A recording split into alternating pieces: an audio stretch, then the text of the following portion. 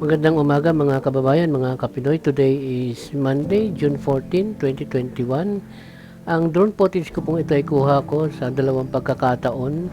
Isang alas 6:15 ng umaga at isang pasado alas 7:40 na ng umaga pa rin mga kababayan. May mahigit lamang isang oras na pagitan. At ang ating pong daily bulletin na ipinalabas ng Taal Volcano Network ay nakapagtala ang PBOX ng 13 volcanic tremor events having duration of 1 to 270 minutes of low-level background tremor.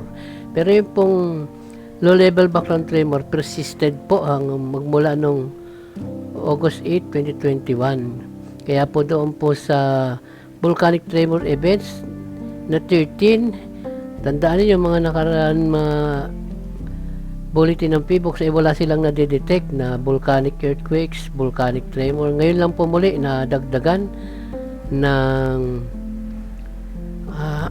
bulletin or pagmamonitor na mga aktibidades ng Bulkang Taal, mga kababayan at mga kapinoy.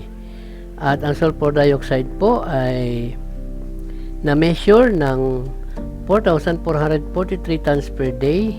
Kahapon po yan, June 13, na na-gather nilang data.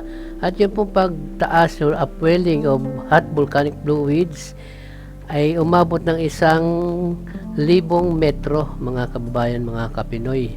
Yan po ngayon ang ating daily bulletin na ibinigay, inilabas ng PBOX DOST, mga kababayan. At dito po sa nakikita niyong video ay pinaikot ko po ang aking drone ng 360 degrees upang makita nyo ang kabuuan ng kapaligiran sa vicinity ng western side ng Taal Volcano Island. Ito po yung po sa bahintang dulo na yung screen, yan po yung Agoncillo, Batangas. At yun naman pong baba ng iyong screen,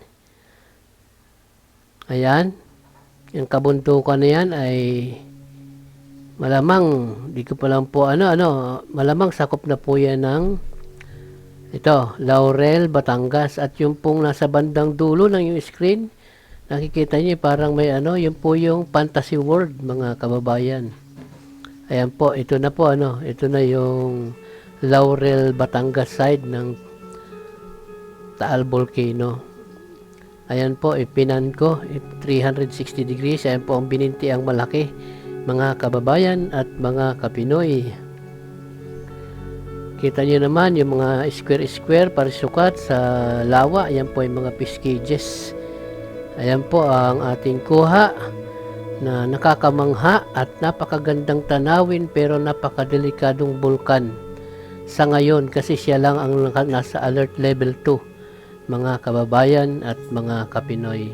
At kung kikita nyo rin ang background natin sa taas, yung kaulapan na para bagang velvet clouds ang tawag po ata dyan Tapos doon naman mismo sa may Volcano Island, yan po yung steaming niya, para naman pong mushroom, mga kababayan at mga kapinoy. At alert level po is still in effect po, at sabi nga ay increase unrest. Bawal pa rin pumunta dyan sa Volcano Island, mag-boating.